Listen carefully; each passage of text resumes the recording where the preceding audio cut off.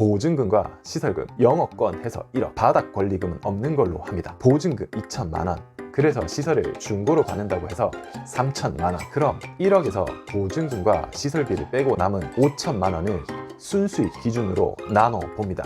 순수익은 500만 원. 그러면 10개월 수준이면 되겠네요. 여기서부터가 협상의 기술로 넘어갑니다. 상가를 들어가려고 하는데 기존 임차인이 권리금을 달라고 합니다. 어떻게 하면 좋을까요?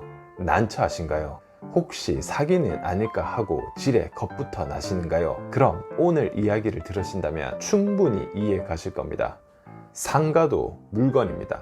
효용 가치를 생각하고 겁먹지 마시고 당당히 얘기하시면 됩니다. 권리금 비싼데 좀 깎읍시다 라고 얘기할 수가 있을 겁니다. 주거용 건물 분양권에 프리미엄이 있듯이 상가 건물에는 권리금이 존재합니다. 사는 사람과 파는 사람의 이해관계가 만들어낸 말, 권리금. 기본적 내용부터 짚고 넘어가겠습니다. 새로 신규로 장사를 할 곳을 찾는 김씨. 김씨는 하고 싶은 업종도 정한 상태였습니다. 그래서 조사도 많이 했고 들어가는 장비의 시세도 꿰뚫고 있었죠. 그래서 물망에 오른 후보지. 그곳에서 이야기는 시작됩니다. 인터넷 카페를 보고 찾아갔기에 주인을 바로 볼 수 있었고 주인은 이야기를 합니다. 여기 현재 장사 잘 되는 곳인데 남주기 정말 아깝다.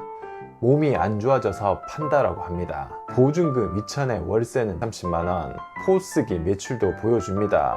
매출의 편차는 있지만 대략 1,500만 원 정도. 여기서 순수익이 30% 정도가 된다고 합니다. 그럼 대략 생각을 해도 500만 원 정도가 순수익이 되는 거지요.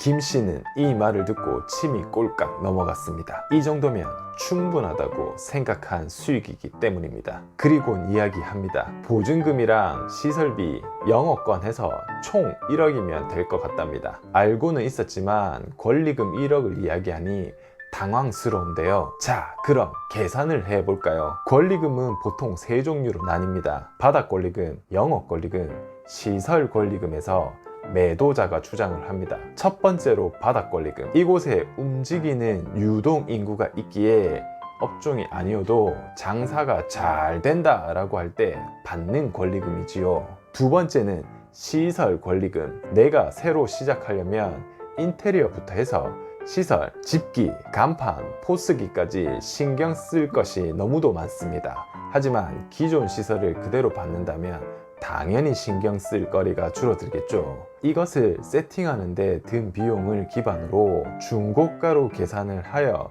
시설 권리금을 받을 수가 있습니다. 세 번째가 가장 중요한 영업 권리금입니다. 영업 권리금은 정확한 매출 자료가 1, 2년치는 있어야 하지만 보통은 1, 2년치의 매출 자료가 없는 경우도 많습니다. 이럴 때 포스기 자료 혹은 부가세 신고 자료, 수기, 장부 등을 근거로 계산을 하게 되는데 여기가 가장 중요합니다. 총 매출에서 매입 비용과 인건비, 잡비용을 빼고 남은 순수익, 그 순수익 곱하기 12개월 혹은 36개월 사이를 잡고 거래가 시작됩니다. 자, 지금 내용만 아셔도 절반은 먹고 들어갑니다. 이제 필요한 것은 내고의 기술이겠죠. 그럼 위 사항들을 근거로 예시로 나온 권리금 1억을 나눠 볼까요? 보증금과 시설금, 영업권 해서 1억, 바닥 권리금은 없는 걸로 합니다. 보증금 2천만 원, 시설비는 새로 할 경우 5천만 원인 걸 압니다. 조사를 했으니까요. 하지만 이곳의 시설은 중고가 되겠죠. 대략 감가를 해보겠습니다. 요즘은 10년까지는 같은 자리에서 있을 수 있으나 10년 감가로 잡지는 않습니다. 기존 5년 감가로 계산을 해봅니다. 창업한 지 2년이 된 곳이니 5분의 1을 깎아야 되겠네요. 그래서 시설을 중고로 받는다고 해서 3천만 원 적당하신가요? 그럼 계속 달려가 봅니다. 마지막으로 가장 중요한 영업 권리금, 순이익의 12에서 36개월 사이에서 보통 정한다는데, 그럼 1억에서 보증금과 시설비를 빼고 남은 5천만 원을 순수익 기준으로 나눠 봅니다. 순수익은 500만 원. 그러면 10개월 수준이면 되겠네요. 합리적인 가격이신가요? 아직 아닙니다. 여기서부터가 협상의 기술로 넘어갑니다. 협상의 기술이 무엇이냐고요? 돈이 부족하니 깎아달라. 혹은 1억 넣고 6%밖에 수익이 안 된다. 너무 리스크가 크다.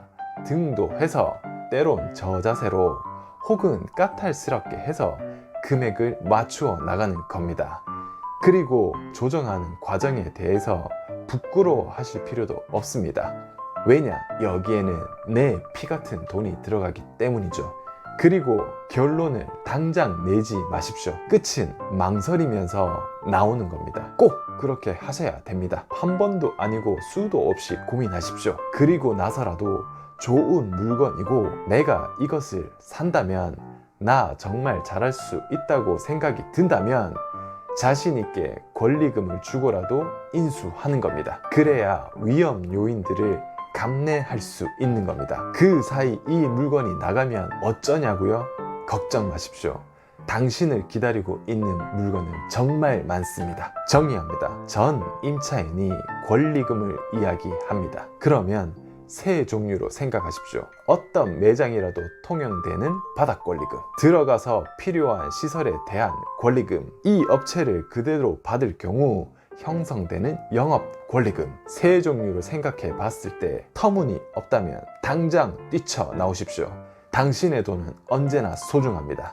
가장 중요한 마지막입니다. 새끼같이 키운 매장, 눈에 넣어도 아까운 매장이라면 좋은 사람에게 팔 때가 되었다면 저희가 광고해 드리니 아래 링크 혹은 상단의 전화로 문의 바랍니다. 상가 하나 알아보는데 너무 공부할 게 많다고요? 압니다. 그래서 더욱 쉽고 좋은 정보들로 찾아오겠습니다.